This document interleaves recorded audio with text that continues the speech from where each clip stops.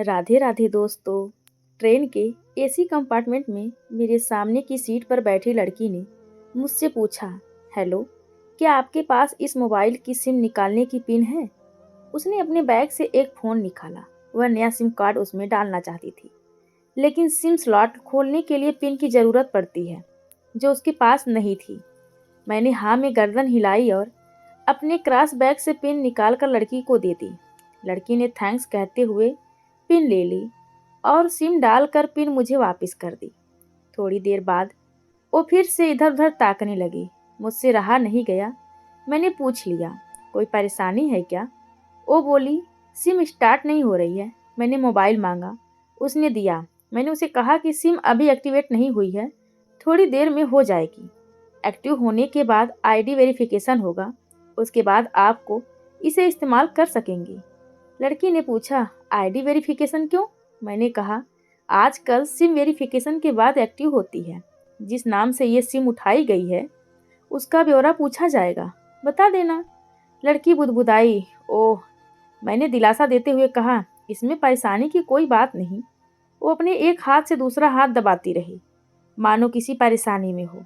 मैंने फिर विनम्रता से कहा, आपको कहीं कॉल करना हो तो मेरा मोबाइल इस्तेमाल कर लीजिए। लड़की ने कहा, जी फिलहाल नहीं, थैंक्स। लेकिन ये सिम किस नाम से खरीदी गई है मुझे नहीं पता।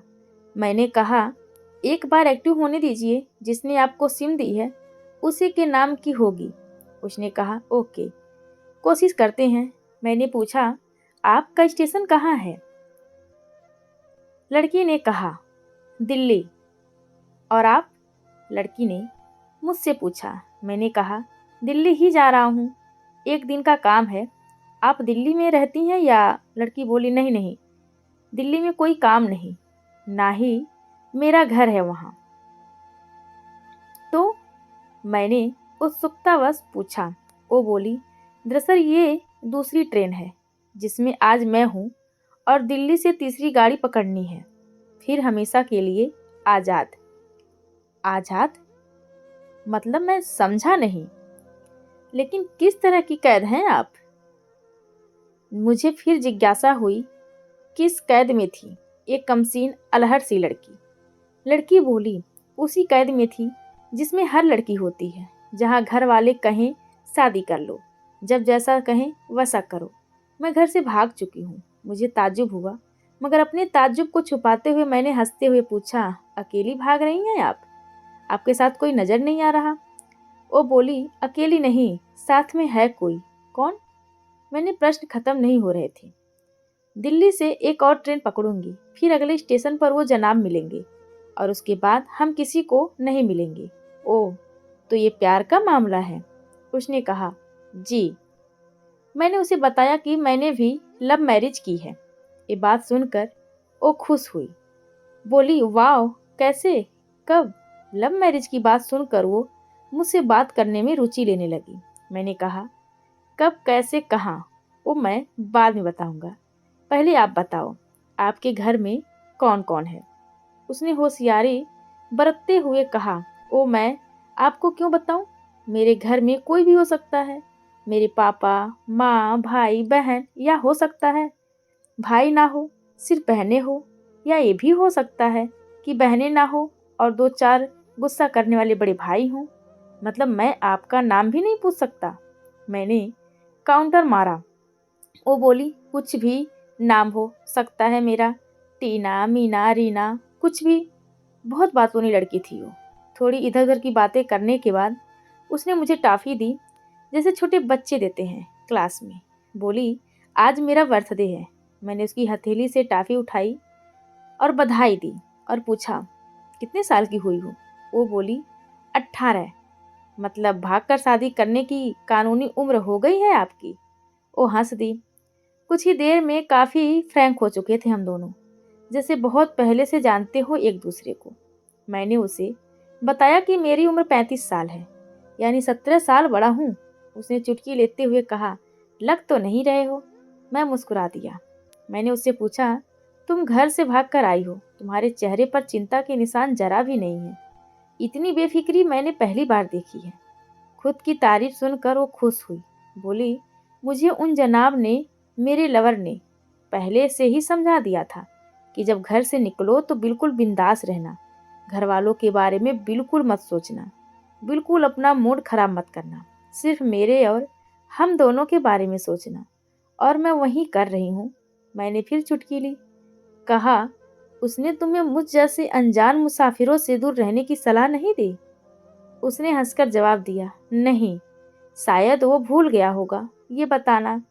मैंने उसके प्रेमी की तारीफ करते हुए कहा, वैसे तुम्हारा बॉयफ्रेंड काफ़ी टैलेंटेड है। उसने किस तरह से तुम्हें अकेले घर से रवाना किया, नई सिम और मोबाइल दिया, 3 ट्रेन बदलवाई ताकि कोई ट्रैक ना कर सके। Very talented person. लड़की ने हामी भरी, बोली, बहुत टैलेंटेड है वो, उसके जैसा कोई नहीं। मैंने उसे बताया कि मेरी शादी को 10 साल हुए हैं, एक बेटी है 8 साल की और एक बेटा 1 साल का। ये देखो उनकी तस्वीरें।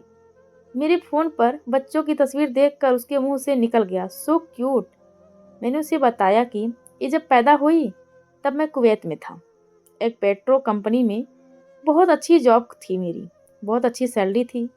फिर कुछ महीनों बाद मैंने वो जॉब छोड़ दी और अपने ही कस्बे में काम करने लगा। लड़की ने पूछा, जॉब क्यों छोड़ी? मैंने कहा, बच्चे को पहली बार गोद में उठाया तो ऐसा लगा जैसे मेरी पूरी दुनिया मेरे हाथों में है। 30 दिन की छुट्टी पर घर आया था, वापस जाना था लेकिन जा ना सका। इधर बच्ची का बचपन खर्च होता रहे, उधर मैं पूरी दुनिया कमा लूं, तब भी घाटे का सौदा है। मेरी 2 टके की नौकरी, बचपन उसका लाखों का। उसने पूछा, क्या बीवी बच्चों को साथ नहीं ले जा सकते? ओ हाँ, मैंने कहा, काफ़ी टेक्निकल मामलों से गुजरकर एक लंबे समय के बाद रख सकते हैं। उस वक्त ये मुमकिन नहीं था। मुझे दोनों में से एक को चुनना था, आलीशान रहन सहन के साथ नौकरी या परिवार। मैंने परिवार चुना, अपनी बेटी को बड़ा होते देखने के लिए। मैं कुवैत वापस गया था लेकिन अपना इस्तीफा देकर लौट आया। लड़की ने कहा, वेरी इम्प्रेसिव। मैं मुस्कुराकर खिड़की की तरफ देखने लगा। लड़की ने पूछा, अच्छा आपने तो लव मैरिज की थी ना? फिर आप भागकर कहाँ गए? कैसे रहे? और कैसे गुजरा वो वक्त? उसके हर सवाल और हर बात में मुझे महसूस हो रहा था कि ये लड़की लड़कपन के शिखर पर है, बिल्कुल नासमझ और मासूम छोटी बहन सी। मैंने उसे बताया कि हमने भागकर शादी नहीं की और ये भी है कि उसके पापा ने मुझे पहली नज़र में सख्ती से रिजेक्ट कर दिया था। उन्होंने आपको रिजेक्ट क्यों किया? लड़की ने पूछा। मैंने कहा, रिजेक्ट करने का कुछ भी कारण हो सकता है। मेरी जाति, मेरा काम, घर, परिवार। बिल्कुल सही। लड़की ने सहमत दर्ज कराई और आगे पूछा, फिर आपने क्या किया? मैंने कहा, मैंने कुछ नहीं किया, उसके पिता ने रिजेक्ट कर दिया। वहीं से मैंने अपने बारे में अलग से सोचना शुरू कर दिया था। खुशबू ने मुझे कहा कि भाग चलते हैं। मेरी वाइफ का नाम खुशबू है। मैंने 2 टूक मना कर दिया। वो 2 दिन तक लगातार जोर देती रही कि भाग चलते हैं। मैं मना करता रहा। मैंने उसे समझाया कि भागने वाले जोड़े में लड़के की इज्जत पर कोई खास फर्क नहीं पड़ता, जबकि लड़की के पूरे कुल की इज्जत धुल जाती है। भगाने वाला लड़का उसके दोस्तों में हीरो माना जाता है, लेकिन इसके विपरीत जो लड़की प्रेमी संग भाग रही है वो उल्टा कहलाती है। मोहल्ले के लड़के उसे चालू कहते हैं। बुराइयों के तमाम शब्दकोश लड़की के लिए इस्तेमाल किए जाते हैं। भागने वाली लड़की आगे चलकर 60 साल की वृद्धा भी हो जाएगी, तब भी जवानी में किए उस कांड का कलंक उसके माथे पर से नहीं मिटता। मैं मानता हूँ कि लड़का लड़की को तौलने का ये दोहरा मापदंड गलत है, लेकिन हमारे समाज में है तो यही। ये नज़रिया गलत है, मगर सामाजिक नज़रिया यही है। वो अपने नीचे का होठ दांतों तले पीसने लगी।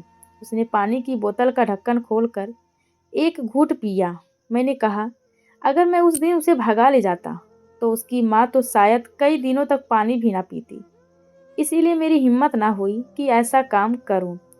मैं जिससे प्रेम करूं उसके माँ बाप मेरे माँ बाप के समान ही हैं, चाहे शादी ना हो तो ना हो।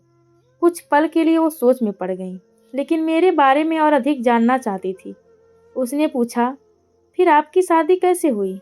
मैंने बताया कि खुशबू की सगाई कहीं और कर दी गई थी। धीरे धीरे सब कुछ नॉर्मल होने लगा था।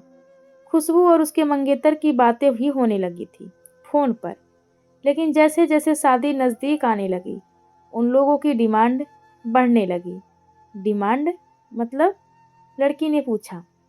डिमांड का एक ही मतलब होता है, दहेज की डिमांड। परिवार में सबको सोने से बने तोहफे दो, दूल्हे को लग्जरी कार चाहिए, सास और ननद को नेकलेस दो, वगैरह वगैरह। बोले, हमारे यहाँ रीत है। लड़का भी इस रीत की अदायगी का पक्षधर था। वो सगाई मैंने तुड़वा डाली, इसलिए नहीं कि सिर्फ मेरी शादी उससे हो जाए, बल्कि ऐसे लालची लोगों में खुशबू कभी खुश नहीं रह सकती थी, ना उसका परिवार। फिर किसी तरह घर वालों को समझा बुझा कर मैं फ्रंट पर आ गया और हमारी शादी हो गई। ये सब किस्मत की बात थी। लड़की बोली, चलो अच्छा हुआ आप मिल गए, वरना तो वो गलत लोगों में फंस जाती। मैंने कहा, जरूरी नहीं कि माता पिता का फैसला हमेशा सही हो, और ये भी जरूरी नहीं कि प्रेमी जोड़े की पसंद सही हो। दोनों में से कोई भी गलत या सही हो सकता है। काम की बात यहाँ ये है कि कौन ज़्यादा वफादार है। लड़की ने फिर से पानी का घूंट लिया और मैंने भी। लड़की ने तर्क दिया कि हमारा फैसला गलत हो जाए तो कोई बात नहीं, उन्हें ग्लानि नहीं होनी चाहिए। मैंने कहा, फैसला ऐसा हो जो दोनों का हो, बच्चों और माता पिता दोनों की सहमति, वो सबसे सही है। बुरा मत मानना, मैं कहना चाहूँगा कि तुम्हारा फैसला तुम दोनों का है, जिसमें तुम्हारे पेरेंट्स शामिल नहीं हैं। ना ही तुम्हें इश्क का असली मतलब पता है अभी तक। उसने पूछा, क्या है इश्क का सही अर्थ? मैंने कहा, तुम इश्क में हो, तुम अपना सब कुछ छोड़कर चली आई, ये सच्चा इश्क है। तुमने दिमाग पर जोर नहीं दिया, ये इश्क है। फायदा नुकसान नहीं सोचा, ये इश्क है। तुम्हारा दिमाग दुनियादारी के फितूर से बिल्कुल खाली था। उस खाली जगह में इश्क का फितूर भर दिया गया। जिन जनाब ने इश्क को भरा, क्या वो इश्क में नहीं है? यानी तुम जिसके साथ जा रही हो वो इश्क में नहीं, बल्कि होशियारी हीरोगिरी में है। जो इश्क में होता है वो इतनी प्लानिंग नहीं कर पाता है, 3 ट्रेनें नहीं बदलवा पाता है, उसका दिमाग इतना काम ही नहीं कर पाता है। कोई कहे मैं आशिक हूँ और वो सातिर भी हो, ये नामुमकिन है। मजनू इश्क में पागल हो गया था, लोग पत्थर मारते थे उसे, इश्क में उसकी पहचान तक मिट गई। उसे दुनिया मजनू के नाम से जानती है, जबकि उसका असली नाम कैस था, जो नहीं इस्तेमाल किया जाता। वो सातिर होता तो कैसे मजनू न बन पाता। फरहाद ने सीरी के लिए पहाड़ों को खोदकर नहर निकाल डाली थी, और उसी नहर में उसका लहू बहा था। वो इश्क था। इश्क में कोई फकीर हो गया, कोई जोगी हो गया। किसी माझी ने पहाड़ तोड़कर रास्ता निकाल दिया। किसी ने अतिरिक्त दिमाग नहीं लगाया, चालाकी नहीं की। लालच, हवा से और हासिल करने का नाम इश्क नहीं है। इश्क समर्पण करने को कहते हैं, जिसमें इंसान सबसे पहले खुद का समर्पण करता है, जैसे तुमने किया। लेकिन तुम्हारा समर्पण हासिल करने के लिए था, यानी तुम्हारे इश्क में लालच की मिलावट हो गई। लड़की अचानक खो सी गई। उसकी खिलखिलाहट और खिलंदड़ापन एकदम से खामोशी में बदल गया। मुझे लगा मैं कुछ ज़्यादा बोल गया, फिर भी मैंने जारी रखा। मैंने कहा, प्यार तुम्हारे पापा तुमसे करते हैं, कुछ दिनों बाद उनका वजन आधा हो जाएगा। तुम्हारी माँ कई दिनों तक खाना नहीं खाएंगी, ना पानी पिएंगी, जबकि आपको अपने आशिक को आजमा कर देख लेना था। न तो उसकी सेहत पर फर्क पड़ता, न दिमाग पर। वो अक्लमंद है, अपने लिए अच्छा सोच लेता। आजकल गली मोहल्ले के हर तीसरे लौंडे लपाटे को जो इश्क हो जाता है, वो इश्क नहीं है, वो सिनेमा जैसा कुछ है। एक तरह की स्टंट बाजी, डेयरिंग, अलग कुछ करने का फितूर, और कुछ नहीं। लड़की का चेहरे का रंग बदल गया। ऐसा लग रहा था वो अब यहाँ नहीं है। उसका दिमाग किसी अतीत में टहलने निकल गया है। मैं अपने फ़ोन को स्क्रॉल करने लगा, लेकिन मन की इंद्री उसकी तरफ थी। थोड़ी ही देर में उसका और मेरा स्टेशन आ गया। बात कहाँ से निकली थी और कहाँ पहुँच गई थी। उसके मोबाइल पर मैसेज टोन बजी। देखा, सिम एक्टिवेट हो चुकी थी। उसने चुपचाप बैग में से आगे का टिकट निकाला और फाड़ दिया। मुझे कहा, एक कॉल करना है। मैंने मोबाइल दिया। उसने नंबर डायल करके कहा, सॉरी पापा, और सिसक सिसक कर रोने लगी। सामने से पिता भी फ़ोन पर बेटी को संभालने की कोशिश करने लगे। उसने कहा, पिताजी, आप बिल्कुल चिंता मत कीजिए, मैं घर आ रही हूँ। दोनों तरफ से भावनाओं का सागर उमड़ पड़ा। हम ट्रेन से उतरे। उसने फिर से पिन मांगी। मैंने पिन दी। उसने मोबाइल से सिम निकाल कर तोड़ दी और पिन मुझे वापस कर दिया। कहानी को अंत तक सुनने के लिए धन्यवाद। तो दोस्तों, देश की सभी बेटियों को समर्पित ये मेरा दावा है, माता पिता से ज़्यादा तुम्हें दुनिया में कोई प्यार नहीं कर सकता। कहानी पढ़कर शेयर अवश्य कीजिएगा। शायद कोई परिवार, कोई बेटी और उनका भविष्य इससे बच जाए। तो दोस्तों, हमारी आज की कहानी आप सभी को कैसी लगी, कृपया कमेंट करके ज़रूर बताएं और चैनल को लाइक, शेयर और सब्सक्राइब करना बिल्कुल ना भूलें।